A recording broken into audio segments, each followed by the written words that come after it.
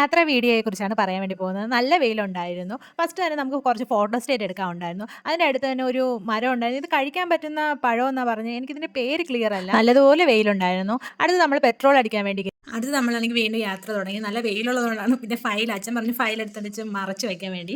അങ്ങനെ ഞാൻ ഫയൽ എടുത്തെടുത്ത് മറച്ച് വെച്ച് അങ്ങ് കുറേ ദൂരം പോയപ്പോൾ അടുത്ത് മഴ തുടങ്ങി. മഴ തുടങ്ങിയപ്പോൾ മഴയും കുറച്ച് കൊണ്ടു. പിന്നെ അടുത്ത് വെയിലായി. മഴ, വെയിൽ, മഴ, വെയിൽ. ഇങ്ങനെ നമ്മളാണെങ്കിൽ അടുത്ത് നമ്മൾ ഉദ്ദേശിച്ച സ്പോട്ടിലെത്തി. എന്നാൽ കാര്യം നമ്മുടെ ഉദ്ദേശിച്ച് നടന്നില്ലെങ്കിലും അവിടെ അത്യാവശ്യം കാഴ്ചകളൊക്കെ ഉണ്ടായിരുന്നു. ജാതിക്ക മരമൊക്കെ ഉണ്ടായിരുന്നു. അങ്ങനെ അതിനൊരു ജാതി പറിച്ചു.